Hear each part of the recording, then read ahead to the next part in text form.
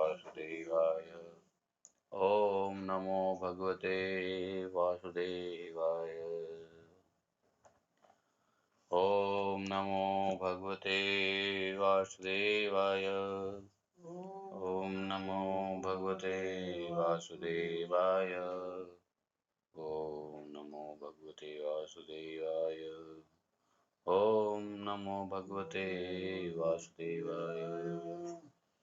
ओम नारायणं नमस्कृत्यं नरं चैव नरोत्तमं देवीं सरस्वतीं व्यासं ततो जयामुदीरये। नष्टप्रायः सुभद्रेषु नित्यं भागवत सेवया भगवते उत्तमश्लोके भक्तिः भवति निष्ठकी। सुनो, एक गिलास पानी लेना, फ्रेश बढ़िया वाला, कहीं चलाओ थोड़ा पानी फ्रेश। चलिए मंगलाचरण करते हैं। ओम जन्मांतस्य तन्वयादितरतः चार्थे स्वाहाविज्ञाशराट् तेने ब्रह्मद्यादिकवये मुह्यन्ति यत् सूर्यः तेजो वारिमृदां यथा विनिमयो यत्र त्रिसर्गो अमृषाम् धाम्ना स्वेन सदा निरस्तकुहकं सत्यं परमं धीमहि धर्मः प्रोजितकैतवत्र परमो निर्मत्सराणां सतां वेद्यं मातृवत्तुशीलदं तापत्रयोन्मूलनम् श्रीमद्भागवत महामुनि कृते किं वा परमेश्वरः सद्यो हृदयवर्धत्य कृतिभिः शुश्रूषे तत्क्षणात् निगम कल्पतरोरगलितं फलं सुखं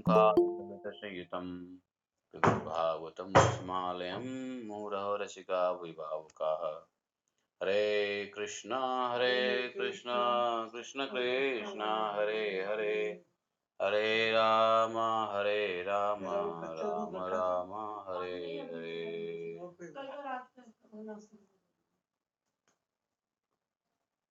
बच्चा पी गया था। हाँ, उनके साथ था ना पूरा रात। हरे कृष्णा। तो ग्रंथराज श्रीमद् भागवतम की जय, प्रभुपाद की जय, श्रीधर स्वामी महाराज की जय, श्री गुरुदेव की जय, जय जय श्री राधे। तो आज हम लोग 18वें अध्याय में प्रवेश पाएंगे, सुनेंगे, समझेंगे, पढ़ेंगे। यही अध्याय है जो श्रीमद् भागवतम का मूल कारण है। इसी अध्याय से भागवतम का, क्योंकि इस अध्याय में परीक्षित जी को श्रृंगी ऋषि का श्राप मिलने वाला है। ये श्राप ना मिलता तो फिर सेंस ऑफ अर्जेंसी भगवत प्राप्ति की नहीं रहती।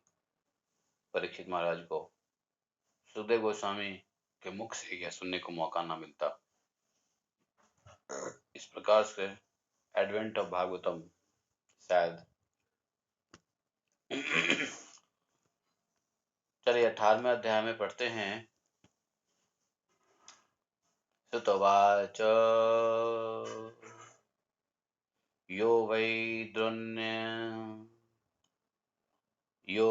द्रोण्यः त्रया विलुप्तो न मातुदरे मृतः अनुग्रहा भगवतः कृष्णस्य अद्भुतकर्मणः ब्रह्मकोपोत्थिताध्यस्तु तक्षकात् प्रणवविप्लवात् न सम्मुमो होरुभयात् भगवत्यर्पिताशयः। हरे कृष्णा हरे कृष्णा। एक सेकंड में हरे कृष्णा हरे बोल। तो यहाँ पर क्या कह रहे हैं? उत्सृज्य सर्वतः संगम विज्ञाता जित संस्थितिः वैयासुकेर्जहो शिष्यो गंगायां स्वकलेवरम् न उत्तम श्लोक वार्तानां जुषतां तत्कथामृतम् स्यात् संभ्रमन्तो अन्तकालोऽपि स्मरतां तत्पदाम्बुजम् तावत् कालेन प्रभवेत् प्रविष्टोऽपि सर्वतः यावदीशो महानुर्व्या मा अभिमन्यव एकराट्। ॐ अज्ञानतिमिरान्धस्य ज्ञानाञ्जनशलाकया चक्षुरुन्मीलितं येन तस्मै श्रीगुरवे नमः। श्रीचैतन्यमनोभीष्टं स्थापितं येन भूतले स्वयंरूपकदा मह्यं ददाति स्वपदान्तिकम्। वन्देऽहं शीघ्रः श्रीपदकमलं शीघ्रो वैष्णवांश श्रीरूपं सागरजातं सहगण रघुनाथान्वितं तं सजीवं साद्वैतं सावधूतं परिजनसहितं श्रीकृष्णचैतन्यदेवं श्रीराधाकृष्णपादान् सहगण ललिता श्रीविशाखान्वितंश्च हे कृष्ण करुणा सिंधु दीनबंधु जगतपते गोपेश गोपिका कांतम राधा कांतम नमस्ते तप्त कांचन गौरांगी राधे वृंदावनेश्वरी विश्वानुसुते देवी प्रणमामि हरिप्रिये। हरे कृष्ण। तो जो परीक्षित अश्वत्थामा के अस्त्र से जल जाने पर भी अद्भुत कर्मों को करने वाले भगवान श्री कृष्ण की कृपा के कारण अपनी माता की कोख में नहीं मरे।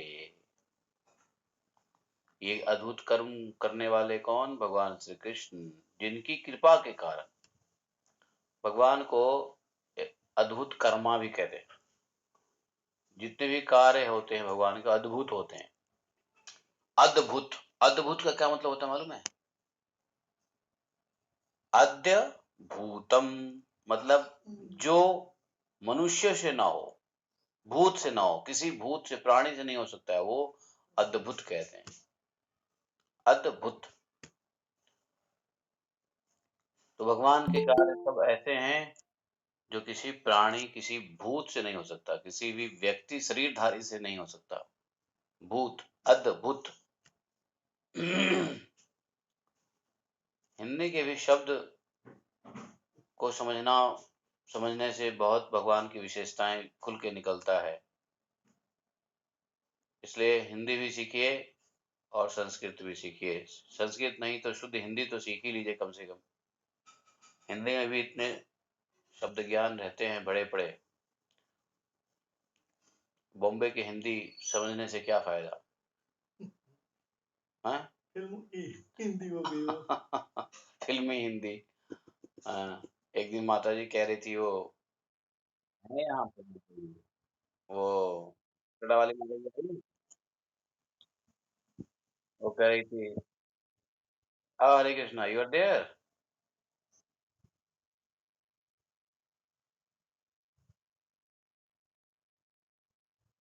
अच्छा, ओके ओके। तो माता जी कह रही थी रिक्शा वाला हिंदी। हिंदी की एक कैटेगरी बता रही थी उस दिन, रिक्शे वाले हिंदी। तो सही में जरूरत है थोड़ा रिक्शे वाले हिंदी से ऊपर की हिंदी सीखना, बॉम्बे फिल्मी वाली हिंदी से भी ऊपर सीखना, साहित्यिक हिंदी मतलब। अद्भुत कर्मों को करने वाले, जो कर्म किसी भूतों के द्वारा ना किया जा सके, ऐसे कर्म करने वाले भगवान श्री कृष्ण की कृपा के कारण अपनी माता की कोख में परीक्षित महाराज नहीं मरे, जो कि अश्वत्थामा ने ब्रह्मास्त्र छोड़ दिया था। म्यूट योरसेल्फ प्लीज, म्यूट कर लो। यहाँ पर आगे सुत जी कहते हैं, ब्रह्म कोप, हाँ, ब्रह्म कोपोत्थितात् तक्षकात् प्राण विप्लवात् उर्भयात् भगवती, ब्राह्मण के क्रोध से उत्पन्न तक्षक के काट लेने के कारण उत्पन्न प्राणनाश से भी राजा परीक्षित इसलिए भयभीत नहीं हुए कि उनका मन भगवान में उस समय लगा था। हाँ, अब जो ब्राह्मण ने श्राप दिया तक्षक के काट लेने के कारण, जो प्राणनाश, उत्पन्न प्राणनाश से भी, कौन था प्राणनाश? तक्षक। राजा परीक्षित को थोड़ी भी भय नहीं था, क्योंकि उन्होंने अपना मन हर समय भगवान में लगा लिया था, हर समय के लिए। जैसे इनको पता चला, ज्ञानी तो थे ही, क्यों नहीं, भगवान से, भगवान के रक्षक जो है, जिसको भगवान रक्षा करेंगे वो निश्चित रूप से वैष्णव होगा, या फिर वैष्णव होगा तो भगवान निश्चित रूप से रक्षा करेंगे। दोनों में निश्चित है कि नहीं? किसी भी एक चीज में डाउट नहीं है। तो जिसको भगवान ने रक्षा कर लिया तो समझो वैष्णवी है। परीक्षित महाराज ने रक्षा किया परीक्षित महाराज को, तो महावैष्णव है। तो ऐसे वैष्णव लोग, जब उनको पता चलता है कि आपत्ति आ गई है या कोई विपत्ति आ गई है, तो भगवान के भक्त की एक खास क्वालिटी होता है, वो अपना पूरा तन मन, कहो तो धन भी, सब चीज से वो भगवान को ध्यान करने लग जाता है। हर चीज के ऊपर वह भगवान के ऊपर निर्भर रहता है। जो कार्य कर सकता है, जो कार्य कर सकता है भक्त, वो भगवान के ऊपर नहीं छोड़ता। क्यों? क्योंकि भक्त का एक नेचर है कि भगवान को भी कष्ट नहीं देना है। जिसको मैं कर सकता हूँ उसको भगवान के कष्ट देने की क्या जरूरत है? और भगवान के ऊपर तभी भक्त छोड़ता है कोई चीज को, जब वो नहीं कर सकता। कुछ लोग कहते हैं ना, अरे भगवान के ऊपर भरोसा करने से क्या है, कर्म करो, काम करते रहो, तो आखिर करना तो तुमको पड़ेगा, है। तो ये बात सत्य है, लेकिन इस संदर्भ में सत्य नहीं है कि भगवान नहीं कर देंगे, आपको ही करना पड़ेगा। सत्य यह है कि भक्त को जहां तक वह स्वयं कुछ कर सकता है अपने कर्मेंद्रिय ज्ञानेंद्रिय से, वो भगवान को कष्ट नहीं देगा, वो करेगा। और उससे ऊपर हैंड्स अप, अब भगवान देखो मैं क्या करूँ, अब आप ही देख लेना, बस खत्म कहानी। वो इसलिए नहीं करता है, अभिमानवश। जो जो नादान व्यक्ति होता है अभिमानवश। अभी कल परसों ही एक रास्ते में मायावादी भाष्य मिला, वो कहता है तुम लोग, बोल रहा था ना वो, बोला था ना, तुम लोग हरिनाम करेगा, ये आटा को रख दो यहाँ, रोटी कैसे बन जाएगी, तुम हरिनाम करते हो, तो ऐसे ही बोला था ना वो। गेहूं रख दो, कैसे पीस जाएगा गेहूं, है? हैं? गेहूं रख दो, वही बोला था ना वो। जा रुके थे हम लोग हलवा खाने के लिए परिक्रमा मार्ग पे, चोला पहन रखा है हरि नाम का। खैर, वही भगवान की लीला ही है, शायद हम लोग ही टेस्ट के लिए आए। तो लेकिन मायावादी भाष्य ऐसे ही है। बहुत लोग कहेंगे क्या है, हरे कृष्ण माला करते रहते हो, काम करना पड़ेगा, काम करो, मेहनत करो। तो ठीक है, वो मेहनत करना पड़ेगा, लेकिन उनके द्वारा काम करने में और एक भक्त के द्वारा कोई कार्य करने में अंतर होता है। वो हर किसी को अपने शक्ति के अनुसार अभिमान से काम करते हैं, लेकिन भक्त भी काम करता है, लेकिन वो भगवान के ऊपर स्टिल भरोसा कर रखे करता है। हम तो काम कर रहे हैं, लेकिन भगवान ही फल दाता है। ये भावनाओं का अंतर होता है। परीक्षित महाराज के समय एक विपत्ति सी आ गई, श्राप मिल गया, 7 दिन में उनको अब बस वाइंड अप करना है, लेकिन थोड़ा सा भी भयभीत नहीं हुए। भय नहीं प्राप्त करना भी वैष्णव के 64 गुणों में गुण है।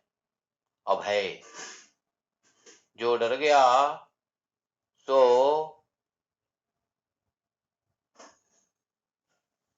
भक्ति से निकल गया। क्योंकि भगवान के पास में रह के कोई डरे, भगवान को बहुत बुरा लगेगा। आपके घर में आपका बच्चा है, वो बच्चा को आप देख रेख कर रहे हो, फिर भी वो घर में डूब के ठिठुरे रहे, रोए कि मुझे डर लग रहा है, मुझे डर लग रहा है, तो आपको कैसा लगेगा? अरे भाई तुम डरते क्यों हो, हम है ना, फिर भी बच्चा ना ना मुझे डर लग रहा है, मुझे डर लग रहा है, मुझे डर लग रहा है, मुझे डर लग रहा है पापा। अरे काहे को डर लग रहा है तेरे को यार? एक बार को तो डांटो में थप्पड़ भी लगा दोगे। है कि नहीं? काहे को डर लग रहा है? फालतू का तू नौटंकी किए जा रहा है। भगवान भी ऐसे ही थप्पड़ भी लगा देते हैं। जब तू मेरे शरण में है फिर भी तू डर रहा है। 10 बार कह दिया भगवत गीता में, मत डर, मां सोचा, मां सोचा, मां सोचा। है? और फिर भी अगर डरते हैं तो भगवान भी थप्पड़ लगा देते हैं, वो पेरेंट्स की तरह गुस्से वाले। और लगा सकते हैं, भगवान क्या नहीं कर सकते हैं। वैसे भगवान दुखी हो जाते हैं। भगवान के भक्त अगर डरे किसी चीज से तो भगवान दुखी होते हैं सबसे पहले। कैसा आदमी है यार, हमारे रहते हुए डर रहा है। इसलिए डरना भगवत भक्तों के लिए अपराध भी है, भगवान को दुखी करने के बराबर है। तो वैष्णव डरते नहीं है, अभय होते हैं। तो परीक्षा में तो कोई डर था नहीं, जाना है तो जाना है, अब श्राप मिल गया तो मिल गया। सब भगवान की लीला है, भगवान की महिमा है, भगवान की जैसी इच्छा। अब आगे क्या करना है वो सभी राजपुरोहितों से पूछ रहे हैं कि अब आगे क्या करना चाहिए। सबसे पूछ रहे हैं, सभी ब्राह्मणों को बुला के पूछा कि अब 7 दिन बच गया है, क्या करूं मैं, what I can do the best, अपने जीवन का अंतिम 7 दिन कैसे मैं निकालूं। उन्होंने इसके ऊपर डिबेट खड़ा कर दिया फटाफट, क्विक। और किसने कहा भागवत कथा करवाइए, किससे करवाइए, सुखदेव जी से करवाइए। बात हो ही रही थी कि सुखदेव जी पहुंच गए, आगे बात आएगा। तो कहने का अर्थ यह है कि राजा परीक्षित भयभीत नहीं हुए और उनका मन बल्कि कहाँ लग गया, भगवान में लग गया है। यहाँ पे भय को संस्कृत में लिखा हुआ है न सम्मोहो। हाँ, सम्मोहन, सम्मोहित नहीं हुए वो इस घटना से, सम्मोहित। हाँ, बल्कि उभयाद भगवत अर्पिताशया, अपने मन को अर्पित कर दिया भगवान में। उभय, उस भय से उपरत होकर के, उत्सृज्य सर्वतः संगम विज्ञाताजित संस्थिः वैयासेक जौ शिष्यो गंगायां स्वं कलेवरम।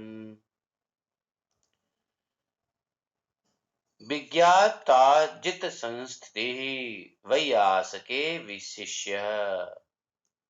अच्छा, मैं रुक करके इसलिए बता देता हूँ शब्द को थोड़ा सा चीर फाड़ करके, कि यह क्वालिटी हम लोगों को भी जनरेट करनी पड़ेगी। इसके ऊपर रुक करके, शब्दों के ऊपर रुक करके थोड़ा उसकी मनन नहीं करेंगे, शब्दों को विच्छेद नहीं करेंगे, मन में नहीं बिठाएंगे तो फिर कैसे होगा। तो इसलिए हम लोग को ये सब सुनने के बाद मन को दृढ़ करके भरोसा करना पड़ेगा भागवत की बातों पे, और हम लोगों को भी आचरण में लाना पड़ेगा कि हम लोग कोई भय नहीं करना। हमारे पास किस किस प्रकार का भय होता है। अरे बच्चा खराब हो गया, बच्चा पढ़ रहा है, पास करेगा, फेल करेगा, डॉक्टर बनेगा या नहीं बनेगा, इंजीनियर बनेगा नहीं बनेगा, लायक बनेगा ना लायक बनेगा, हैं, नौकरी मिलेगी नहीं मिलेगी, नौकरी चली गई, मिल गई तो नौकरी नौकरी कहीं चली न जाए, चली गई तो आगे आगे मिलेगी कि नहीं मिलेगी, भय बना रहता है। बीमारी का भय बना रहता है, अरे कोरोना आ गया, बीमारी आ गई, ये हो गया, डायबिटीज हो गया, शुगर हो गया, पता नहीं क्या क्या हो गया, हार्ट डिजीज हो गई।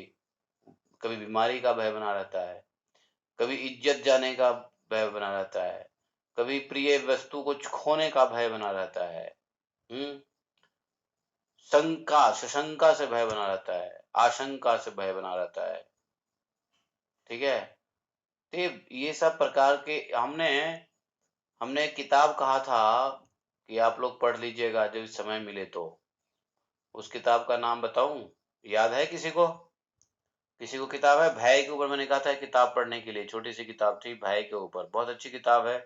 जिंदगी में भय खत्म हो जाएगा, और व्यक्ति को भय अगर खत्म हो गया देखो बताऊं, चाहे वो अध्यात्म हो, चाहे वो संसार हो, दोनों में फ्लोरिश करेगा अगर भय खत्म हो गया। क्योंकि अध्यात्म में भी प्रगति जो है वो भय रोक देता है, और भौतिकवादी में भी प्रगति भय रोक देता है कि नहीं? ये भौतिक हो या आध्यात्मिक हो, भय, हाँ, तो fear is great obstacle. Fear, भय नहीं करना चाहिए, अभय होना चाहिए, अभय। हमारे गुरु जी का क्या नाम है? अभय चरणारविंद।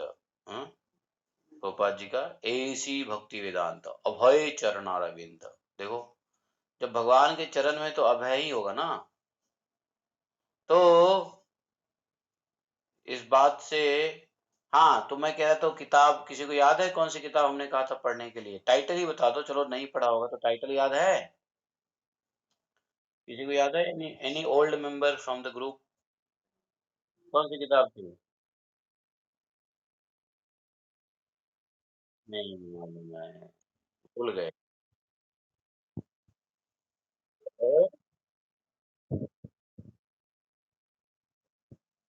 म्यूट कर लो, म्यूट कर लो। तो वह किताब थी think and grow rich by Napoleon hills. उसमें 6 घोस्ट ऑफ फियर के बारे में बताया गया है। और ये 6 घोस्ट जो है, 6 घोस्ट ऑफ फियर, वो कैसे हमारे जीवन में आते ही रहते हैं ऑन डेली बेसिस, और कैसे उसे इनकाउंटर करें। तो ये बुक जो है ना, काफ़ी हेल्प करता है, हमको किया है, और भी लोगों को किया है। जिन लोगों ने इसको पढ़ा है वो बहुत ही फायदेमंद जीवन में रहे हैं। 6 घोस्ट ऑफ 13वां चैप्टर है उसमें, 13 चैप्टर है। 6 घोस्ट नहीं, 13 नहीं, 6 और 7 चैप्टर है। बुक का नाम है think and grow rich, Napoleon hills. समझे? क्योंकि आध्यात्मिक हो या भौतिक हो, अगर प्रगति करना है तो सब में थिंकिंग की आवश्यकता है। थिंकिंग के बिना तो दोनों में से कहीं प्रोग्रेस नहीं है। What you think, what you become. जो सोचोगे, जैसा सोचोगे वैसा ही बनोगे। ये ये बहुत बढ़िया वेल नोन वर्ब है, और ये सही है। What you think, what you become. तो अभय रहने का। और हम खास कर इन चीज़ों पे हम रुक जाते हैं मनन करने के लिए, क्योंकि ये सब चीज़ सिर्फ सुन के बढ़ने की चीज़ नहीं है। उसके ऊपर थोड़ा सा हुक्ड होकर के अपने आप को फंसा के, हैं, उसके ऊपर मनन करके उसको आत्मसात करना चाहिए कि हमने सुना है। पहले तो हम लोग को ये कर लेना चाहिए कि हमें लिस्ट आउट कर देनी चाहिए कि आज के डेट में हमारे को किस किस चीज़ का भय है। प्रैक्टिकली ये पहले करो। आज के डेट में हम लिखो किस चीज़ का भय है? किसी के शरीर छोड़ने का भय है? किस चीज़ का भय है? कुछ तो भय है, ढूंढो। और भय का कारण ढूंढो, और भय क्यों ना करें उसका लॉजिक ढूंढो, और देखो आपका आप निर्भय हो जाओगे। ये प्रैक्टिस मन में हो जाएगी, काम बन जाएगा। और भय से ही सारे रोग भी होते हैं। निर्भय व्यक्ति के शरीर काफी निरोगी रहता है, क्योंकि भय से प्यूटिटरी ग्लैंड्स एक्टिव हो जाती है, इम्बैलेंस हो जाता है। और प्यूटिटरी ग्लैंड्स जब इम्बैलेंस होता है तो हमारा हार्ट और हमारा हार्मोन्स, ये दोनों इरेगुलर हो जाते हैं। हार्ट से या तो ज्यादा पंप करेगा या कम पंप करेगा, या तो ब्लड को प्रेशर बढ़ाएगा या ब्लड के प्रेशर को लो कर देगा। और ये हार्ट में होता है। और दूसरा इफेक्ट होता है हमारे ग्लैंड से, जो हार्मोन्स है, स्पेशल केमिकल, उसका हाइपर हाइपो, अर्थात या तो ज्यादा सिक्रेट कर देगा या कम सिक्रेट करेगा। नहीं सिक्रेट किया, कम सिक्रेट किया तो भी समस्या, और ज्यादा सिक्रेट कर दिया तो भी समस्या। और इसका मूल कारण है भय। भय से पिट्यूटरी ग्लैंड्स डिस्टर्ब होता है। इसलिए जो व्यक्ति अभय रहता है, खूब खुश रहता है, कोई चिंता नहीं रहता है, हैं? अभय का मतलब क्या है? चिंता मुक्त, खुश, प्रसन्न, हैं? और और आध्यात्मिक अभय का अर्थ है सतचित आनंद, है? जैसे सच्चिदानंद भगवान है, वैसे सतचित आपकी आत्मा है।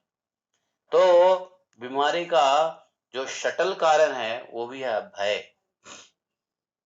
हम भयभीत रह के जीते हैं। इस संसार में एक बच्चा पैदा होता है, जैसे जैसे धीरे धीरे आगे बढ़ता है, उसको माँ बाप ही डराने लग जाता है, ऐसा करने तो ये हो जाएगा, ऐसा करने तो वो हो जाएगा, ऐसा करने तो हो जाएगा, देख बेटा ऐसा नहीं करेगा तो ये हो जाएगा। डरा डरा के, भय दे के, भय भय भय भय भय भय, है? भयभीत में हम, हमारी जो पालन पालन हुआ है भय से हुआ है।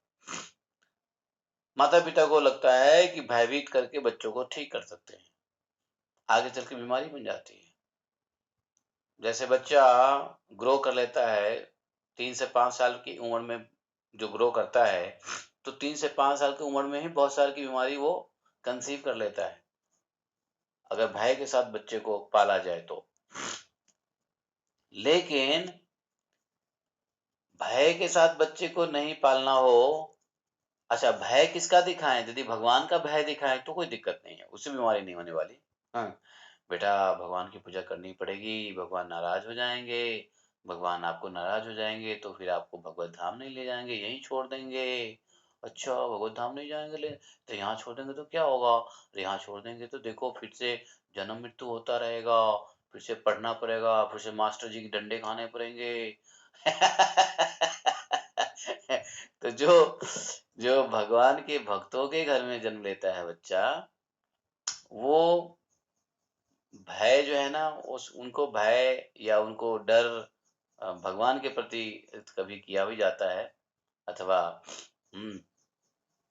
तो इसलिए कहानी ये है कि निर्भय, मान लो चलो अब परिवार में बचपना तो गई, लालन पालन हो गया, तो भगवान ने एक और अपॉर्चुनिटी देते हैं।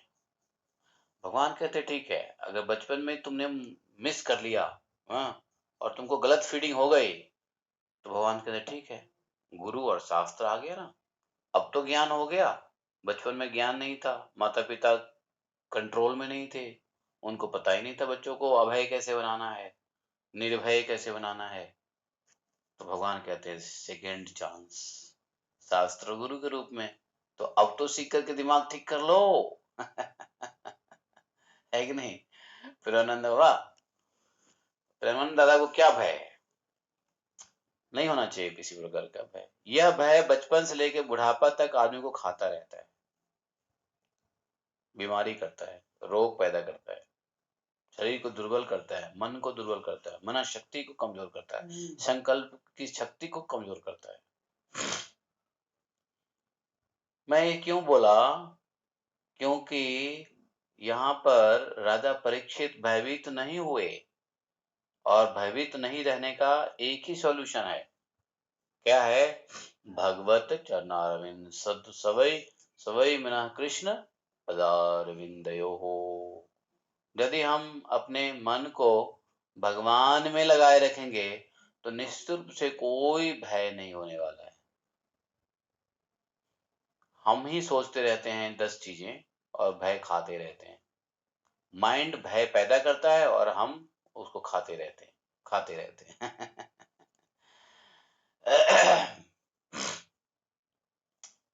जो भय उपस्थित नहीं होने वाला है, दिमाग इतना, मन इतना खराब चीज है, अच्छी चीज भी है, शत्रु भी है, मित्र भी है, लेकिन शत्रु मन वह मन है जो भयभीत होकर के जो चीजें नहीं भी हुआ है उसको भी कल्पना करने लग जाता है ना? अब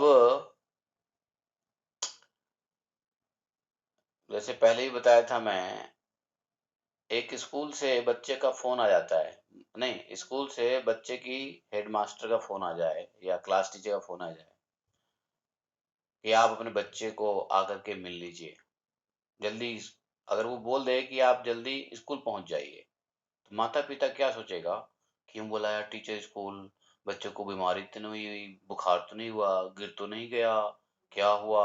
अच्छा बुखार हुआ है नहीं हुआ है वो नहीं मालूम है, लेकिन मन में कल्पनाएं आने लग जाती है, नहीं? प्रसन्न मन से नहीं जाएंगे, अच्छा टीचर बुलाया लेट्स गो, चलो ठीक है चलते हैं, लेकिन वो क्या होगा, शक करेंगे, और जो कुछ नहीं हुआ होगा ना वो मन कल्पना करने लग जाता है, नहीं? यथार्थ रूप से तब पता चलेगा जब वो स्कूल में जाएंगे पेरेंट्स, तो पता चलेगा कि क्या हुआ है। तो ये मन बड़ा, इसलिए एक छोटा एग्जांपल दिया, वैसे मन जो है हर परिस्थिति को लेकर के, अब कोई व्यक्ति बाहर गया समय से वापस नहीं लौटा तो 10 प्रकार की चिंता, घर वालों की चिंता है, वो क्या हो गया, एक्सीडेंट तो नहीं हो गया, किसी ने कुछ कर तो नहीं दिया। भैया एक्सीडेंट तो हुआ नहीं ना, लेकिन मन ने तो सोच लिया, अब मन ने सोच लिया तो एक्सीडेंट कभी ना कभी होके रहेगा। क्योंकि मन कौन है, भगवान।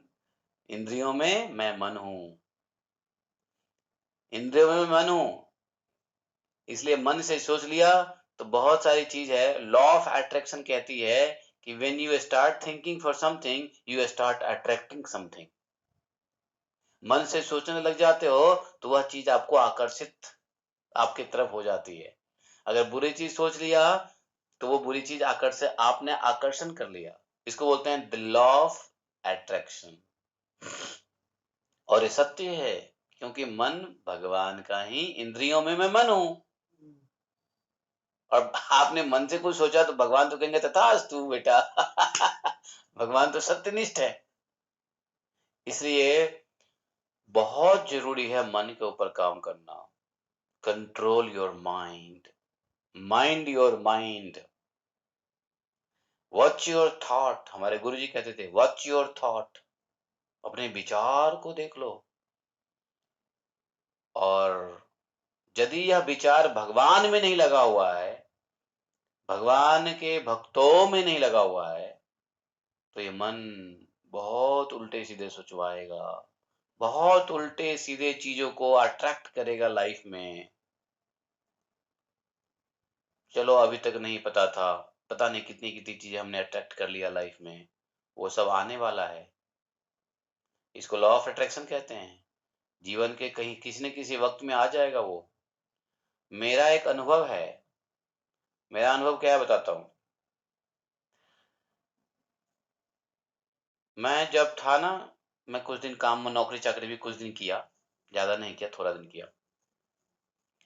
तो मेरे को अगर आज काम पे नहीं जाना है तो बॉस ने फोन किया, बैंक में बॉस ने फोन किया, झा वेयर आर यू। मेरा नाम झा था ना, कार्मिक नाम, झा वेयर आर यू।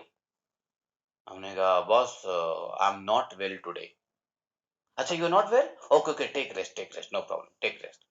उसको तो कुछ नहीं हुआ, उसने तो बोल दिया हाँ टेक रेस्ट, लेकिन मैंने मन में कंसीव कर लिया कि मैं बीमार हूं। मैं 3 दिन के बाद देखा कि मुझे बुखार हो गया, सच में 3 दिन के बाद देखा वाकई में बुखार हो गया मेरे को। मैं झूठ बोला उसको कि I am not feeling well, I feel little feverish. Oh ठीक है take rest, go medicine, take medicine, blah blah blah. तो 3 दिन के बाद मैं ठीक था, ऐसे ही कुछ पढ़ रहा था, लगा कि नहीं यार आज नहीं जाते हैं ऑफिस, अब इसी को पढ़ के खत्म करेंगे। कभी कभी मैं लेजी हो जाता था ज्यादा, मैं बहाना कर दिया आई एम हैविंग फीवरिश। 3 दिन के बाद फीवर, वाकई रियल फीवर आ गया। तब बॉस ने पूछा आज छुट्टी क्यों लिया, मैंने कहा boss really today I am in fever.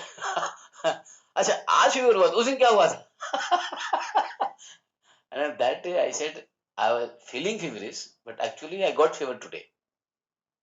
अच्छा ठीक है भाई, तो ये बात हो गई। दूसरी मैं एग्जांपल दूं, तो एक बार मैंने बहाना लगा दिया कि बॉस ये टायर ना, मेरा गाड़ी का टायर पंचर हो गया। और टायर पंचर नहीं हुआ था, बस मुझे नहीं पहुंचना था ऑफिस, आज मुझे बंक करना था, कहीं प्रोग्राम था, जाना था। मैं बोल दिया टायर पंचर हो गया, इट विल टेक टाइम, वो टो अवे आएगा ये करे। हमने कहा भैया मेरे से नहीं खुल रहा है ये, मैंने बुलाया मैकेनिक को, टाइम लगेगा boss, by the time time हो जाएगा, तुम चले जाओ, कल मिलेंगे ऑफिस में। और मैंने झूठ बोल दिया। प्रभु क्या हुआ कि उसी हफ्ते शारजा में मेरे गाड़ी के अंदर में एक लोहे की कील घुस गया, और ऐसा हुआ कि पूरी टायर ही मुझे नया बदलना पड़ा, पंचर ही नहीं टायर ही नया बदलना पड़ा। समझे, इतना बड़ा वो लोहे का वो बम्बू लगा रहता है ना, वो काटा था, वो थोड़ा सा निकल रह गया था, उसके ऊपर टायर गई, खट से उसमें घुस गया, पूरा टायर बदलना पड़ा मेरे को। मैंने कहा यार, उसको मैं झूठ बोला था, आज वाकई मेरा हो गया।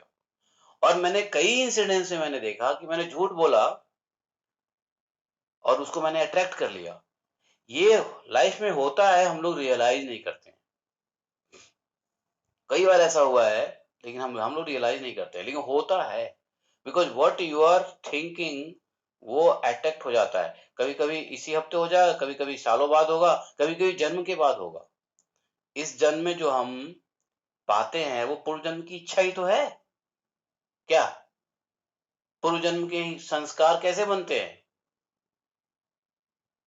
तो इसलिए कहते हैं ना, मन शत्रु भी है और मन दोस्त भी है, इसी सेंस में है। when we control our mind from unnecessary desire, इसलिए कहते हैं योग लाइन में कहते हैं डिजायरलेस हो जाओ, इच्छा मुक्त रहो, इच्छा ही मत करो, और मन को भगवान में लगाए रखो। पता नहीं क्यों मैं आज ये बता रहा हूँ, मुझे लगा कि बताना बड़ा इंपॉर्टेंट है, क्योंकि बहुत भयभीत लोग रहते हैं। मन को कंट्रोल करना सबके बस की बात नहीं है। प्रैक्टिकली मन को कैसे कंट्रोल करें, ये हम चाह रहे थे। इसके ऊपर बहुत सारी बातें भी पहले हो चुकी है। तो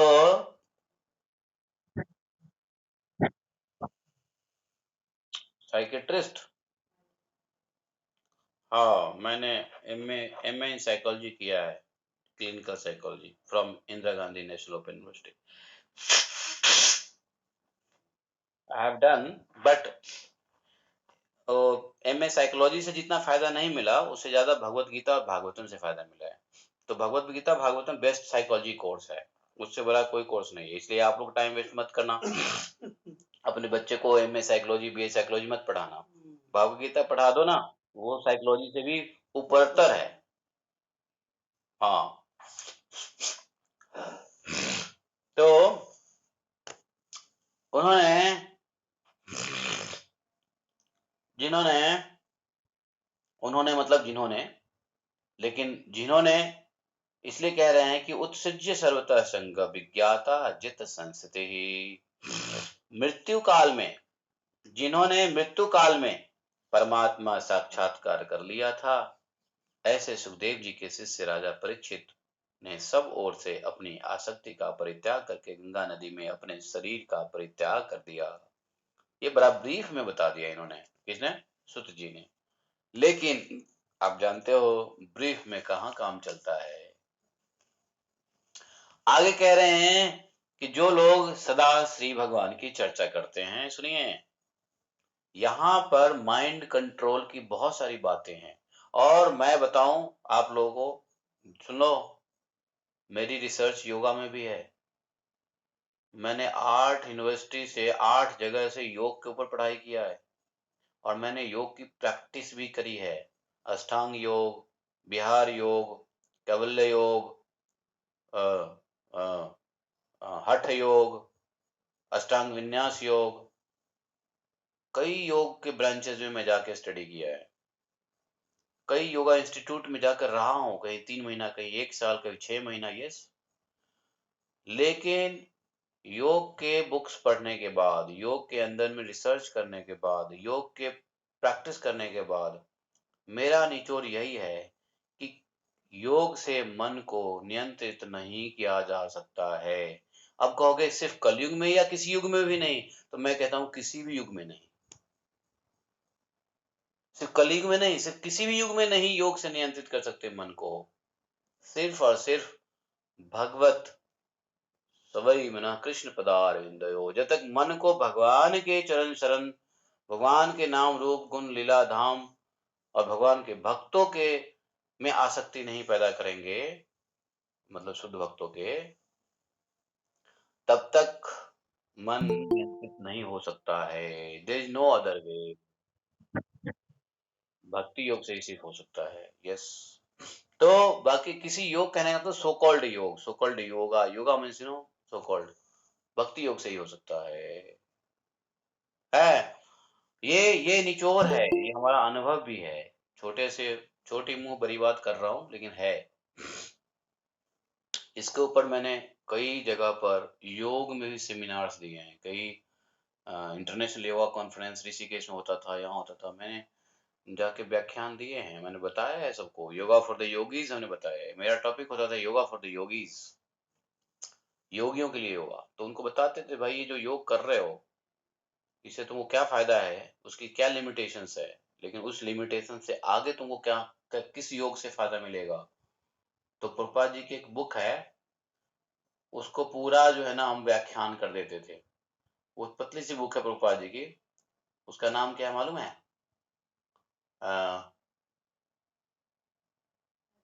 और छोटी सी बुक है वो। हाँ, यस यस। क्या? हाँ, yes yes. Super top yoga system, उसका टाइटल है super top yoga system, the top most yoga system, the top most yoga system. लिख लो, ये किताब मिल जाए तो पढ़ लेना, दी टॉप मोस्ट योगा सिस्टम। ये प्रभुपाद ने लिखा है इंग्लिश में। हाँ हाँ, हिंदी में योग में पूर्णता है, सही है सही है। लेकिन हमने अंग्रेजी में पढ़ा था प्रभुपाद जी की, तो the top most yoga system. ये प्रभुपाद जी ने क्या किया है, भगवत गीता के छठे चैप्टर से पूरा ऑपरेशन कर दिया इसमें। और मैं, हाँ हाँ, वही हिंदी में है। तो जिसको हिंदी पढ़ना है ये पढ़ लो, पतली सी बुक है। उसमें प्रभुपाद ने प्रभुपाद का जो किताब है, मैं क्या करता था कि जितने योग कॉन्फ्रेंस होता था और अगर हमको इनवाइट किया गया कुछ बोलने के लिए, तो मैं तो बस top most yoga system Prabhupad ji का ही बखान कर देता था। लो, कुछ करने की जरूरत ही नहीं है, हैं? और लेक्चर के बाद लोग कहे तुमको ये कहाँ से मिला, where you did get material, how you get this knowledge, how how where I can get this ideas and all. हमने कहा right down 4 5 books Bhagavad Gita as it is from ISKCON temple only. फिर 3 4 किताब प्रभुपाद जी का रेकमेंड कर देता था। लोग आते थे वो पेन पेपर लेकर के, can you tell me, can you tell mister Madhav, can you tell me where you got this ideas knowledge and all, what is the source. उन्हें कहा लिखो लिखो लिखो लिखो, the top most yoga system by A C Bhaktivedanta Swami Shri Prabhupada. 4 5 book वहाँ recommend कर देता था। और कहीं कहीं पे मंदिर नजदीक में होता था तो मैं मंदिर से किताब भी मंगवा लेता था कि भाई स्टॉल लगा ले। मैंने यहाँ पे आपके कोलकाता में यही किया था। कोलकाता में वो कौन सी जगह है जहाँ पे वो आपका इस्कॉन से, इस्कॉन वालों का है ना, जो शादी ब्याह होती है, वो लॉ लॉबी बना हुआ है वहाँ पे, हॉल बने हुए हैं, क्या नाम है माता जी? नहीं नहीं नहीं, कोलकाता में है, कोलकाता में है। वो कौन सी रोड पे, अल्बर्ट रोड पे, कौन सी रोड पे? अल्बर्ट रोड पे है। अल्बर्ट रोड पे तो वो इस्कॉन है, टेम्पल है। टेम्पल है। लेकिन अलग है, वो एक बैंकेट हॉल है, वहाँ शादी ब्याह होती है। माता जी, आपको मालूम है ना, श्री देव? ना, ग्रीस नमन से माता जी, वो ग्रीस मंच नहीं है। वो उधर है, क्या बोलते हैं, कौन सी रोड है वो? अ, तो वहां पे शादी ब्याह होती है और वहां पे उनका वो है, एक फार्म हाउस कह लो, या वहां पे पार्टी वार्टी होती रहती है वहां पे। वहीं वहीं पे हमने सेमिनार किया था, 3 दिन का सेमिनार था वहाँ। मैंने मंदिर वालों को बोला था बुक्स ले आओ। उसमें आए थे लायंस क्लब के लोग, उसमें आए थे बहुत सारे बिजनेस एसोसिएशंस के लोग। तो मैंने अपने मंदिर वालों को बोला था भैया वो किताब ले आओ, यहाँ किताब बहुत बिकवाऊंगा मैं। और वहां भी मैंने बोला था कि ये किताब पढ़ लो, पीछे स्टॉल पे लगी हुई है। और सबने 5 5 6 6 किताब खरीद के ले गए। तो फिर मंदिर में हल्ला जाके कर दिया एक ब्रह्मचारी, अरे प्रभु जी वो कोई मायावादी नहीं है, वो अपना भक्त है और अपने प्रभुपाद जी का किताब बेच बिकवा रहा है भाई, आप लोग को उनको बुलाना चाहिए। तो आपके एल्बर्ट रोड वाले एक किताब लेके आए थे मेरे पास, देखो, आपके मंदिर से वो लोग आए मेरे से मिलने, ये किताब हमको गिफ्ट किया, the hidden treasures of Kolkata. This was gifted from the temple president when I was in Kolkata. तो लेकिन जब मैं कलकत्ता जाने से पहले वहां पे फोन किया कि मैं आ रहा हूँ, मेरा सेमिनार है, और मैं आप अपने कांग्रेगेशन को बोल दो, जिस सेमिनार के लिए माता जी 5,000 रुपए की टिकट थी, उस सेमिनार को मैं भक्तों के लिए फ्री करवाना चाह रहा था। मैंने कहा मैं भक्तों के लिए कोई टिकट नहीं रखूंगा, आप भेज दो अपने कांग्रेगेशन के लोगों को। उन लोगों ने सुना ही नहीं पहले। जब पहले दिन की लेक्चर हुई ना, तो 2 ब्रह्मचारी थे सर्विस में, वो व्यवस्था देखने में, जैसे कुर्सी उर्सी ये वो अगडम बगडम व्यवस्था देखने में थे। उन ब्रह्मचारियों ने मंदिर में कम्युनिकेट किया, अरे भाई ये तो प्रचार कर रहा है अपना प्रभुपाद जी का, तो वहां से लोग आए। फिर लास्ट डे में कुछ भक्त लोग आए, आप समझे, इतने तो डब्बा बंद हमारे भक्त लोग होते हैं।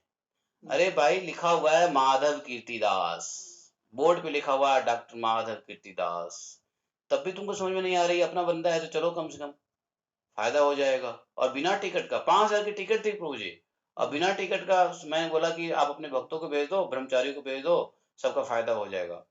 पहले दिन में जब किताब बिकी, लेक्चर वो 2 भक्त ने सुना ना, वो बैठे थे हॉल में, तो 2 भक्त ने मंदिर में फोन किया, ऐसे सर ये तो अपने वाले हैं, प्रभुपाद जी किताब बिकवा रहे हैं ये वो। तब वहां से अगले दिन के लेक्चर में वहां से आए 15-20 भक्त लोग। फिर उन लोगों ने मुझे कहा कि आप मंदिर में सेमिनार करो, हमने कहा नहीं, मेरा तो 4 दिन का टिकट है, अब तो मैं जा रहा हूँ। बोला कि आप दोबारा आ जाइए, हमने कहा देखेंगे बाद में। फिर जहाँ मैं रुका था, वो प्रसाद उसाद ये किताब लेके आए थे मिलने के लिए, sorry this time we missed you blah blah blah. हमने कहा ऐसे ही होता है, अपॉर्चुनिटी मिस हो जाती है, कोई बात नहीं है, आप लोग हरि नाम करो, अच्छी बात है। ये this was a story of Calcutta by the माता जी।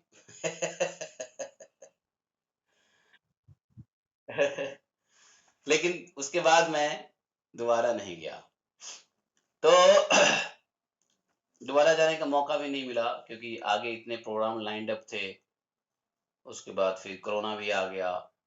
2017 की बात है, आवाज इन कोलकाता 2017 में वहां पे था, 4 दिन के लिए गया था। एक शराफ था, शी हैड इनवाइटेड अस। तो यहाँ पर जो मैं खास कर कह रहा हूँ, यहाँ पे क्या कह रहे हैं, ये जो मन के ऊपर काम करने की बात है, भागवतम में है सब कुछ, सबलाइम है, लेकिन हमको वहां मनन करके उसमें से निकालना पड़ेगा, लर्निंग्स को, टीचिंग्स को हमें वहां से निकालना पड़ेगा।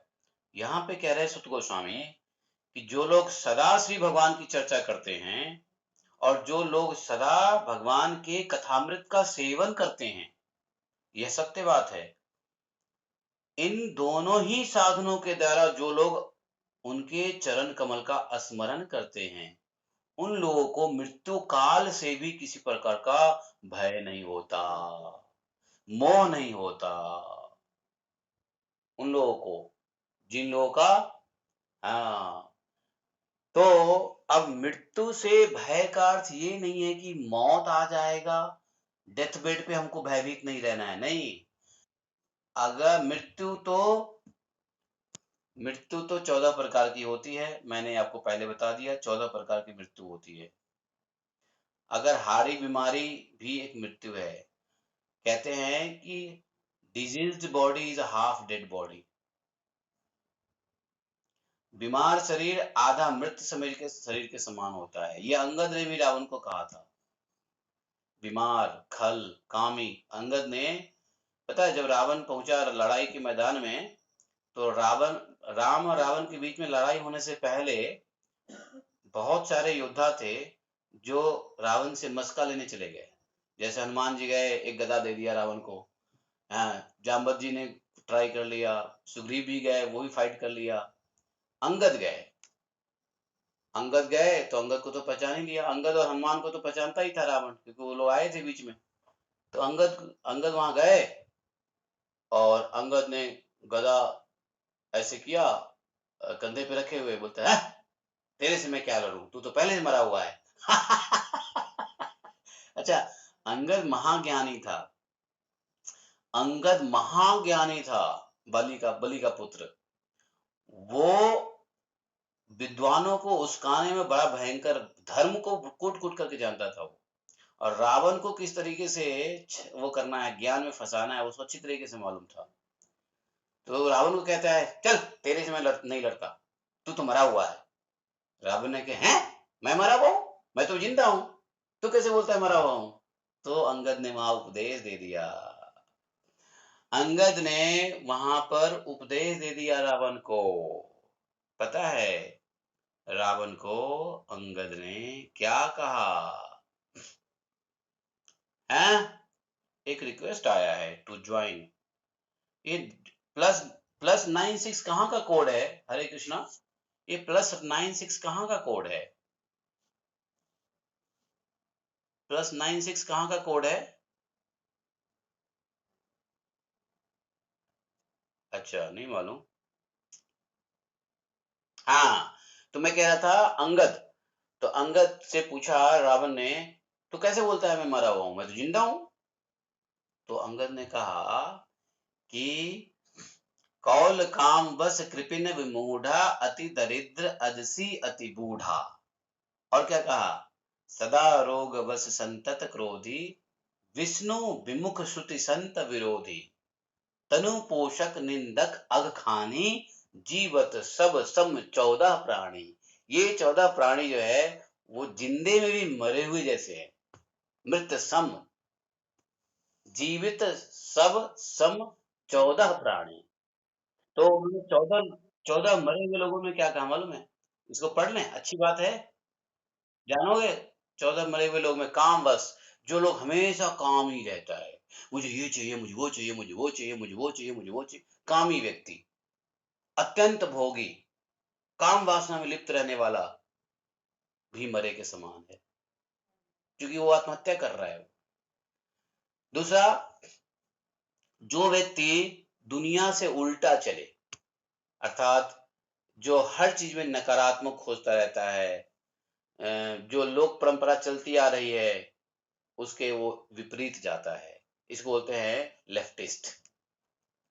जो परंपरा चल रही है उसके विपरीत जाने की कोशिश करेगा वो लेफ्टिस्ट है कि नहीं, वाम मार्गी जिसको कहते हैं। फिर कहते हैं कंजूस व्यक्ति, अति कंजूस, कृपण, जो व्यक्ति बहुत कंजूस है वो ही मरा हुआ है। हाँ, जो व्यक्ति धर्म कार्य करने में अर्थ से सहायता नहीं करता, कमाता है लेकिन धर्म के कार्य करने में पैसा नहीं लगाता है, इसको कहते हैं कंजूस। कंजूस वह नहीं है जो अपने खाने पीने में पैसा बचाता है, नहीं, जो धर्म के कार्य में नहीं लगाता है वो रियली कंजूस है। और वो कंजूस को भी कहा है कि मरा हुआ के समान है। दरिद्र, जो अति दरिद्र है, हमने पहले भी डिस्कस किया है कि दरिद्रता महान रोग है, महान अभिशाप है दरिद्रता। इसलिए जब तक मन बुद्धि और शरीर काम करे, मेहनत करके धनोपार्जन करना चाहिए, दरिद्रता नहीं आने देना चाहिए। दो हाथ पैर एक मुंह, क्या दरिद्रता आ जाएगी, है कि नहीं। तो दरिद्रता सबसे बड़ा श्राप है। दरिद्र व्यक्ति, जो व्यक्ति, जिस व्यक्ति के पास धन ना हो, आत्मविश्वास सम्मान साहस सब खो देता है, न लोगों से सम्मान पाता है, न आत्मविश्वास रहता है, न उसके अंदर किसी प्रकार का कोई साहस होता है। इसलिए वह मृत के समान कहा गया है, दरिद्र भी मरा हुआ है। इसलिए दरिद्रता नहीं आने देना चाहिए। बुद्धि हो, अगर बुद्धि नहीं है तो बल से मेहनत करो, शरीर से मेहनत करो, पैसे कमाओ, दो रोटी शान से खाओ, है कि नहीं। उसके बाद कहते हैं विमूढ़, जो बहुत ही मूढ़ है, मूढ़ास। मूढ़ास मतलब जिसको बुद्धि नहीं है, जिसको खुद निर्णय लेने की क्षमता नहीं है, हर काम को समझने या निर्णय लेने के लिए किसी दूसरे के ऊपर रहता है, उसको कहते हैं मूढ़ास, वो भी मरे हुए के समान है। और कहते हैं अजसी, अजसी जिस व्यक्ति को संसार में बदनामी मिली हुई हो, जो व्यक्ति बदनाम हो गया है, नोटोरियस, डिफेम, बदनाम हो गया है, वो ही मरा हुआ है। किसी राष्ट्र में या समाज में या अपने रिश्तेदारों में अगर बदनामी हो गई है तो निंदित व्यक्ति मरा हुआ के समान है। रोग, सुनो, रोग, जो व्यक्ति निरंतर रोगी रहता है वो भी मरे हुए के समान है। यही मैंने अभी कहा, इंग्लिश में कहावत है, डिजीज इज हाफ डेड। तो इसलिए बुद्धि और अपनी ऐसी बुद्धि विचार खान पान रखो कि रोगी ना बनो। अब रोगी बन गए कोई बात नहीं है, भजन करो।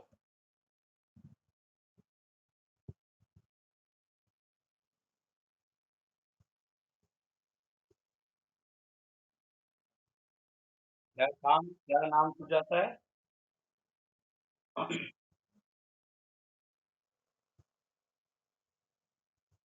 कौन सा काम बताइए, आप स्पेसिफिक काम बताइए कि ये काम करते हो तो मैं नाम छूट जाता है, बताओ।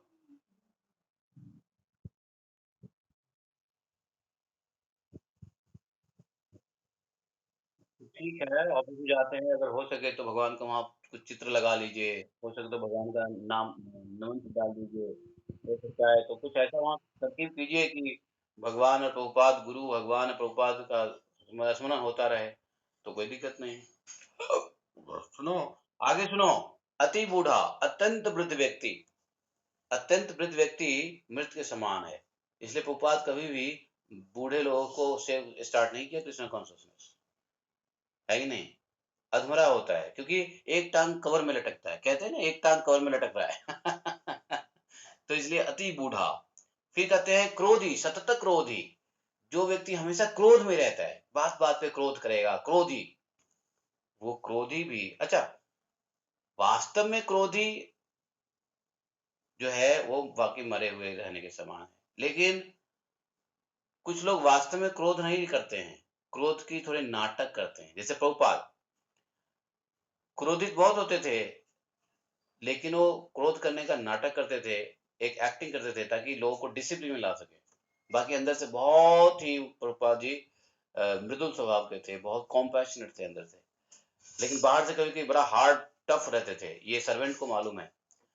खासकर तमाल कृष्ण महाराज ने एक किताब लिखी है इन एसोसिएशन ऑफ प्रभुपाद, तो उसमें आप देखेंगे तो कभी कभी इतना डांटते थे प्रभुपाद जी कि भक्तों के पैंट में पेशाब निकलने लग जाए, आंख ही ऐसे ताड़ देते थे ना, उसी से लोग बाग ना गीले हो जाते थे। लेकिन same time he was very compassionate also, वो कंपैशन भी भक्त लोग फील करते थे। तमाल कृष्ण महाराज की किताब में प्रभुपाद की हर मूड्स एंड मैनर्स को दिखा दे बताया हुआ है। तो कहने का अर्थ ये है कि सतत क्रोधी, इसलिए क्रोध नहीं करना चाहिए। अगर क्रोध किया तो मृत्यु के समान होता है। अधखानी, अधखानी मतलब क्या होता है? अघ, अघ खानी, अघ होता है पाप, अघ बोलते हैं पाप को, पाप के असुर को कहते हैं अघासुर। है कि नहीं? अघ एक शब्द है, इसका मतलब पाप। तो पाप करने वाले जो असुर होते हैं उसको अघासुर कहते हैं। अघासुर, अघ मतलब पाप। तो ऐसे व्यक्ति जो पाप कर्मों से धन कमाता है, परिवार का पालन पोषण करता है, वो भी मरे हुए के समान है। उस व्यक्ति के यहाँ रोटी भी ना खानी चाहिए। और कहते हैं तनु पोषक, ऐसे व्यक्ति जो पूरी तरीके से संतुष्ट नहीं है, खुद के स्वार्थ के लिए जीता है, संसार के किसी अन्य प्राणी के लिए उसके मन में कोई संवेदना नहीं है, दया नहीं है, हैं? हर चीज के लिए वो खुद के लिए जीता है, समाज के लिए कुछ नहीं करता। इसलिए बहुत जरूरी है समाज के लिए कुछ करना।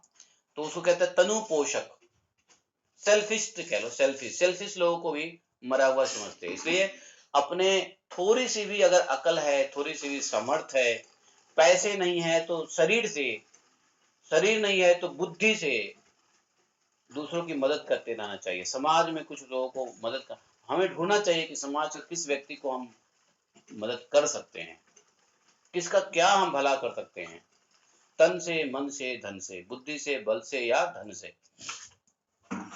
ठीक है, धन नहीं है, बल नहीं है तो बुद्धि दे दो, बिठाओ, ए सुनो हरे कृष्णा, बिठाओ भागवत का कुछ ज्ञान दे दो, उसका माहौल बनाओ, कुछ करना चाहिए। जैसे देखो हमारे पास बल नहीं है, हमारे पास धन नहीं है, तो थोड़ा बहुत 4-5 लोगों को बिठा करके भागवतम ही कर लेते हैं चर्चा बुद्धि से। तो ये भी उपकार ही है, क्योंकि भागवत ज्ञान देना, कहते हैं सबसे बड़ा दान कहा है चैतन्य महाप्रभु ने, भगवत ज्ञान का दान, भागवतम का दान, भगवत ज्ञान का दान महादान चैतन्य महाप्रभु ने कहा है। तब कथामृतम तप्त जीवनम भूरिदा जना, भगवान की कथा जो है संसार के सभी ताप साप को नाश करने वाला है, और इसका दान कहते हैं भूरिदा जना, भूरी भूरी प्रशंसा करते हैं चैतन्य महाप्रभु। निंदक, जो दूसरे का निंदा करता है, कल ही हम लोगों ने पढ़ा ना, जो निंदा करने वाला व्यक्ति, चुगलखोरी करने वाला व्यक्ति पाप कर्म के बराबर ही माना जाता है, तो उसको भी माना गया है। परमात्म सुख, जो व्यक्ति ईश्वर यानी परमात्मा के सॉरी परमात्मा विमुख, जो व्यक्ति परमात्मा के विमुख है, जो व्यक्ति भक्ति नहीं करता है, वो भी मरा हुआ ही है, उससे ज्यादा मुंह मत लगो। मरे हुए व्यक्ति के साथ ज्यादा मुंह नहीं लगना। हाँ, मरे हुए अगर वो परमात्मा विमुख की वजह से मरा हुआ है, अधमरा है, तो उसको जिंदा करने की कोशिश कर सकते हैं, उसको भगवत ज्ञान देके। अगर ना ले तो भैया ज्यादा मत, नहीं तो वो आपको भी आधा मार देगा। खुद आधा मारा हुआ है, अधमरा है, वो हमें भी आधा मारा हुआ। इसलिए डूबते हुए को तब तक बचाओ जब तक आप न डूबो। है कि नहीं? कुछ लोग क्या है, डूबते हुए को बचाने के चक्कर में खुद ही डूब जाते हैं। और 14वां व्यक्ति वह है जो आधा मर गया होता है, वह है श्रुति संत विरोधी, शास्त्र और साधु का जो विरोधी है, श्रुति संत विरोधी। ये भी, इसको भी कहा गया है कि अधमरा व्यक्ति जो संत ग्रंथ पुराण का विरोधी है, वह व्यक्ति भी मृत के समान है। श्रुत और संत समाज में अनाचार पर नियंत्रण का काम करते हैं। ये शास्त्र और संत क्या करते हैं समाज के ऊपर? अनाचार पर ब्रेक लगाते हैं। जो व्यभिचार आचरण है उसे ब्रेक लगाते हैं। ये संत साधु और शास्त्र यही करते हैं, गलत कार्यों पे ब्रेक लगाते हैं, असत्य पे ब्रेक लगाते हैं, व्यभिचार पे ब्रेक लगाते हैं, अनाचार पे ब्रेक लगाते हैं, है ना? समाज में आचार को बढ़ाते हैं, आचार का प्रचार करते हैं, सदाचार का प्रचार करते हैं, है कि नहीं? तो इसलिए श्रुति और संत के विपरीत व्यक्ति को भी अंगद ने रावण से कहा था कि मरे हुए हो। अब बताइए इन 14 में रावण कौन किस पॉइंट से अधमरा था? Let us find out. भाई थ्योरी तो हो गई, एग्जाम भी देना पड़ता है। तो ये 14 पॉइंट में कौन से पॉइंट में रावण अधमरा था? बताओ, गेस करो, गेस करके बाद में बता देना, नो हर्री बर्री। हाँ, ओपन बुक एग्जामिनेशन। तो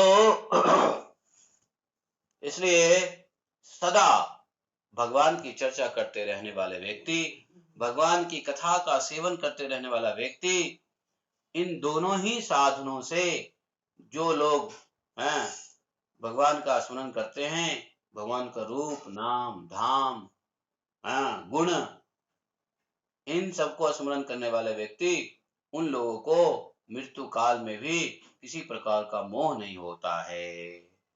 मृत्यु काल में भी, यस यस, रावण क्रोधी भी था, लेकिन रावण क्रोधी से ज्यादा माता जी कामी था। There was one good answer. Kavita माता जी ने बहुत बढ़िया जवाब दिया कि रावण वाज क्रोधी, बट मोर देन क्रोधी ही वाज कामी।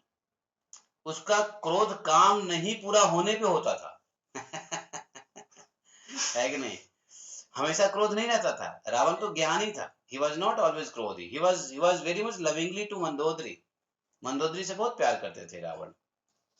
और मंदोदरी महारानी थी भी, सुंदर थी, सुशील थी, और वो बड़ा प्यार करते थे अपने पुत्र इंद्रजीत से, अपने पुत्र सूरसेन से, और अन्य अन्य पुत्रों से। तो he was कामी। गुड आंसर इज कामी। रावण के एक ही गुण था, वो कामी था। कामी इतना था कि अपने इष्ट के, शंकर जी ने पार्वती जी के इच्छा पे सोने की नगरी बसाए और रावण को बुलाया उसमें गृह प्रवेश करने के लिए, पंडित बनने के लिए। और रावण ने क्या किया, उसमें पूजा करा दिया, गृह प्रवेश का पूजा करा दिया, और दक्षिणा की बारी आई तो दक्षिणा में कहा कि ये नगरी मुझे दे दो।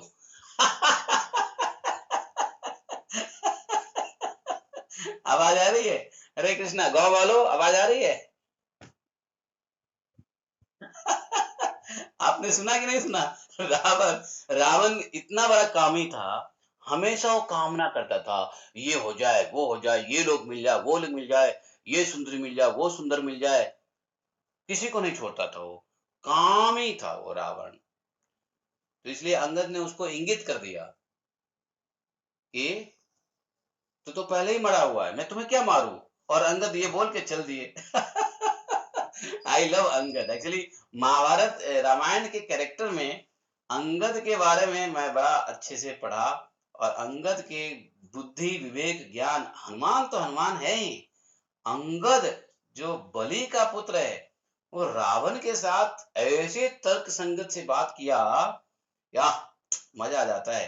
रावण और अंगद के बीच में संवाद सुनो, जो राज दरबार में रावण के ने अंगद को कहा था। कभी कभी इच्छा करिए, आप लोग समय निकले तो इच्छा करिए, और चलो इस प्रसंग को पढ़ते हैं, इस प्रसंग को पढ़ते हैं, चलो आज ये पढ़ते हैं यार, देखते हैं क्या बातें करते हैं लोग। ऐसी इच्छा होनी चाहिए, नहीं होनी चाहिए? होनी चाहिए कि मित्रों, होनी चाहिए कि नहीं होनी चाहिए?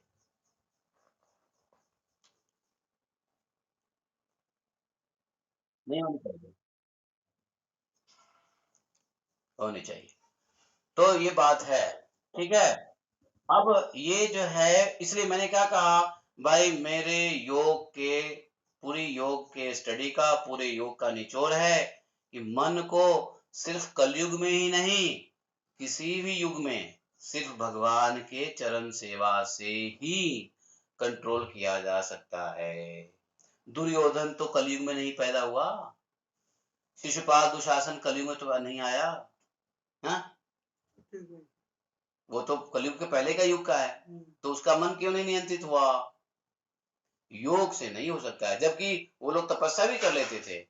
इवन जान लो, तपस्या भी कर लो, देवताओं का दर्शन भी कर लो, तब भी मन नियंत्रित नहीं होगा, क्योंकि जिस देवता का आप दर्शन कर रहे हो ना, उस देवता का खुद मन नियंत्रित नहीं है। भाई, जिस देवता को तपस्या करके आप देवता को दर्शन कर लोगे, आप वरदान मांग लोगे, उस देवता के लिए तो भागवतम भी सुलभ नहीं है। ये भागवतम, देवता भागवतम को नहीं पा सकता है जो आपको पा मिल रहा है। तो ऐसे देवताओं के ऊपर ध्यान करके क्या फायदा, जो देवता खुद चंचल है, जो देवता लोग खुद गलती करते हैं, जो देवता लोग अम, अम, जिन देवताओं को वो चीज भी उपलब्ध नहीं है जो आपको है, वो शरीर छोड़ेगा तो मनुष्य शरीर ही मिलने वाला है, उनको भागवतम नहीं पढ़ के जा सकते सीधी सीधे बैक टू गॉड हेड।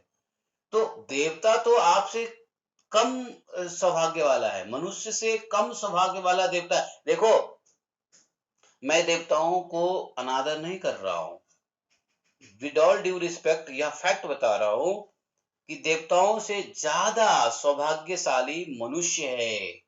ये मैं नहीं कह रहा हूं, ये ब्रह्मा जी ने भी बोला है। कब भगवान से मिले, अब हम लोग पढ़ेंगे आगे। ब्रह्मा जी जब भगवान से मिले, तो ब्रह्मा जी ने पहले भगवान से यही कहा, आश्चर्य की बात मैं देख रहा हूं क्या, कि मनुष्य जन्म मिलने के बाद भी भगवत प्राप्ति ना कर पाए, इससे बड़ा आश्चर्य क्या हो सकता है जीव के लिए। जो भगवत धाम की प्राप्ति सिर्फ या तो मुझको होगा या मनुष्य को होगा। मनुष्य भगवत धाम जा सकता है, या ब्रह्मा जी अपना कार्यकाल के बाद भगवत धाम जा सकते हैं, बीच में कोई नहीं जा सकता। और ऐसे मानव जीवन का हम व्यर्थ में उपयोग कर रहे हैं। इससे बड़ा आश्चर्य ब्रह्मा जी को कुछ नहीं लगा। यक्ष ने युधिष्ठिर से पूछा, किम आश्चर्यम, आश्चर्य क्या है? युधिष्ठिर जी ने सेकंड ग्रेड का उत्तर दिया, वो फर्स्ट ग्रेड का उत्तर नहीं था। युधिष्ठिर जी ने क्या उत्तर दिया मालूम है? सेकंड ग्रेड का उत्तर दिया। फर्स्ट ग्रेड का उत्तर था उनका, ब्रह्मा जी का। युधिष्ठिर ने क्या जवाब दिया था? किम आश्चर्यम। तो युधिष्ठिर ने कहा था कि दिन प्रतिदिन लोग मृत्यु के मुंह में जा रहे हैं, लेकिन फिर भी जीवों को जीवित रहने की इच्छा ही आश्चर्य है। आप लोगों को याद है ये बातें? तो ये उनकी बात है, मतलब लोग काल को प्राप्त कर रहे हैं, लेकिन लोगों को फिर भी जीवित रहने की इच्छा है। तो जीवित रहने की इच्छा से ज्यादा अच्छा है कि काल भगवान के गले लगा लो। अंडरस्टैंड? तो कहने का मतलब यह है कि जब तक इस पृथ्वी पर एकमात्र चक्रवर्ती महान राजा अभिमन्यु के पुत्र परीक्षित हैं, तब तक भूलोक में पूर्ण रूप में से प्रवेश करके भी कलयुग अपना प्रभाव नहीं दिखा सकता है। यह सत्य बात थी।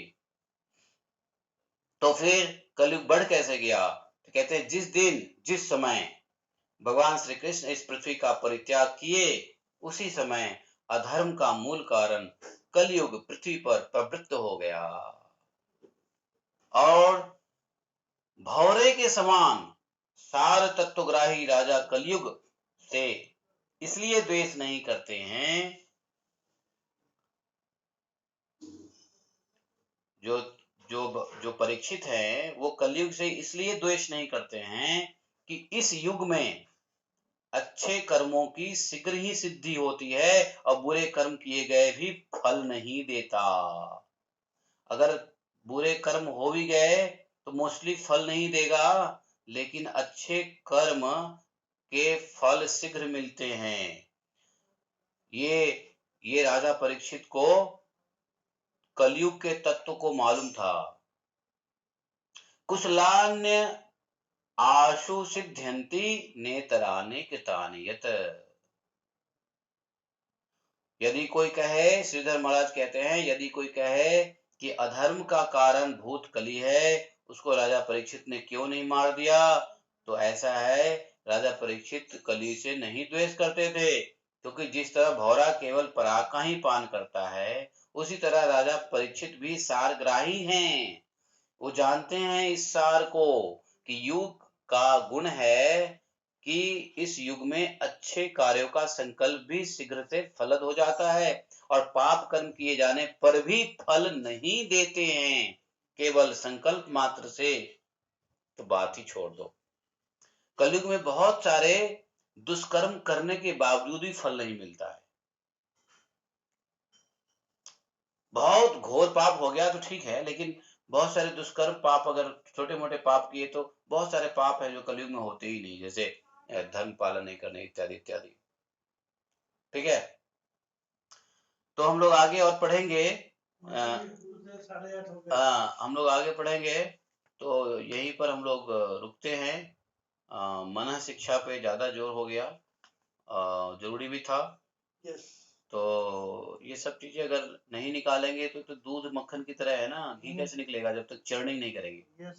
मंथन, इसलिए मनन और मंथन, मन से मनन करो और बेलोना से मंथन करो क्या निकालने के लिए? मक्खन निकालने के लिए। तो चलिए, गंत्राश भागवतम की जय। एकम शास्त्रम देव की पुत्र गीतम एको देवो देव की पुत्र एव एकम मंत्र तस्य नामानि यानि तमापि तस्य देवस्य सेवा। तमेव माता च पिता तमेव तमेव बन्धुश्च सखा तमेव तमेव विद्या द्रविणं तमेव तमेव मम सर्वदेव देव। कृष्णाय वासुदेवाय हरे परमात्मने प्रक्लेशनाशाय गोविन्दाय नमो नमः। हे कृष्ण करुणा सिंधु दीनबंधु जगतपते गोपेश गोपिका कांतम राधा कांतम नमस्ते। तप्त कांचन गौरांगी राधे वृंदावनेश्वरी विश्वानुसुते देवी प्रणमामि हरिप्रिये। वाञ्छाकल्पतरुभ्यश्च कृपा सिन्धुभ्येव च पतितानां पावनेभ्यो वैष्णवेभ्यो नमो नमः। जय श्री कृष्ण चैतन्य प्रभु नित्यानंद, श्री अद्वैत गदाधर शिवासादि गौर भक्तवृंद। हरे कृष्णा कृष्ण कृष्ण हरे हरे, हरे राम राम राम। भागवतम की जय, शिला प्रभुपाद की जय। जय जय श्री राधे श्याम।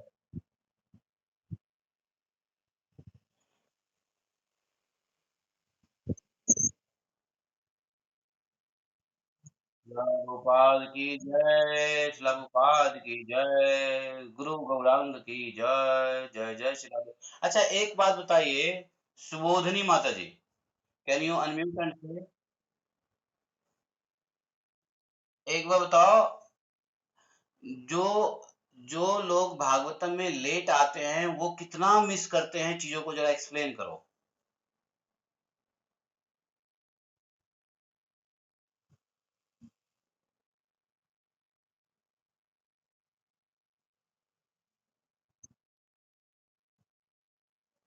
अरे अच्छा, आज अब लेट हुई है, मुझे नहीं मालूम था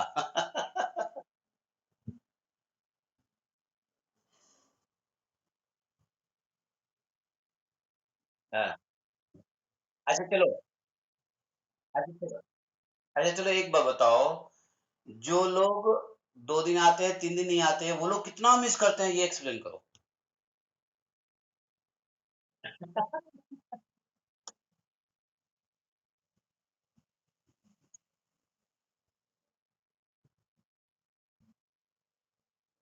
अच्छा। अमृत मिस किया। यस। लेकिन कोई बात नहीं है। हम्म।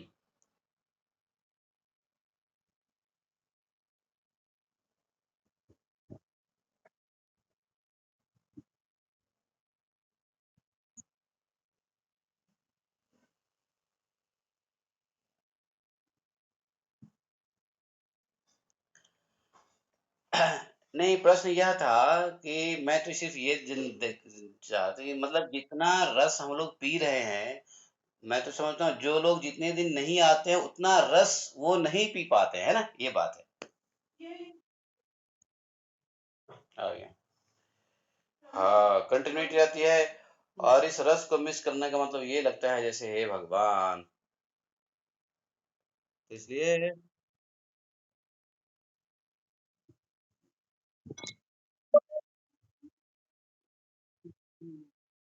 हाँ, ये हमारी मोना माता जी है ना, कभी आएगी कभी नहीं आएगी। और जब मैं कहूँगा ऑस्ट्रेलिया में रहो तो कहेगी नहीं नहीं नहीं नहीं नहीं, वहाँ आना है।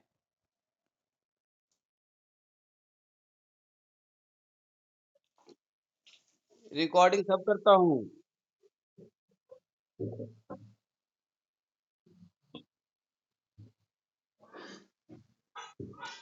तो नहीं, रिकॉर्डिंग तो होती है माता जी, लेकिन मैं थोड़ा सा लेजी बॉय हूँ। मैं अपलोड करने में बड़ा लेजी हो जाता है, फिर कौन अपलोड करे कौन शेयर करे। और फिर अगर अपलोड कर भी दिया तो शेयर करने में मुझे शर्म आती है।